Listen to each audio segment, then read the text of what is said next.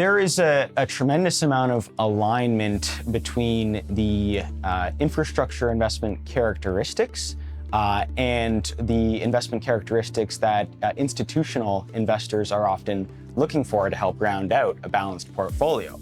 When we think about the characteristics of an infrastructure investment, these are assets with very, very long lifespans. They're assets that can offer very stable, predictable cash flows by virtue of being contracted through either, say, a public-private partnership project agreement, or in the energy space, for example, a power purchase agreement. These contracts can be 10 years, 20 years, in some cases even longer, and very frequently are with very strong or highly creditworthy counterparties, very often public sector counterparties like municipalities.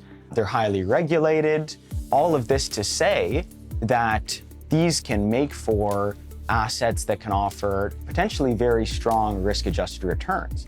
And so for the underlying institutional investor, say for example, a pension fund, which its funding target is fundamentally long-term, you are thinking about how do you achieve potentially those risk-adjusted returns over that time horizon. Investing in infrastructure is a way to potentially do that with a great deal of alignment between your pension fund objectives, but also the objectives of the infrastructure asset as well. Private capital can absolutely have a role in incentivizing innovation in infrastructure.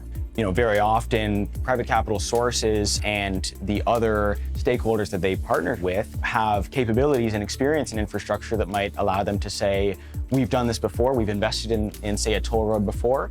How can we help a municipality improve the infrastructure or build it better?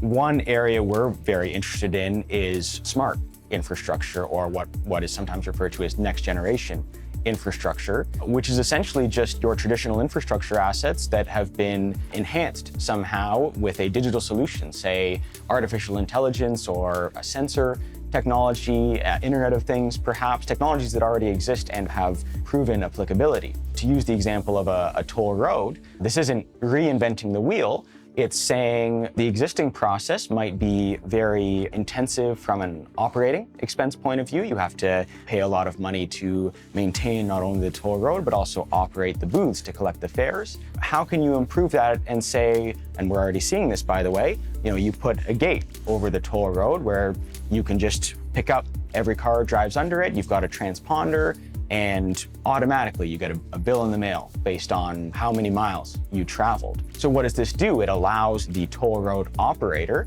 to realize efficiencies in the way that they collect their revenues. It also probably saves them a great deal of expenses. And ultimately, not only does this make for a potentially more attractive investment, but it also helps out the underlying municipality, the owner of the infrastructure, by providing them with a fundamentally more efficient asset and a better overall investment for the end user.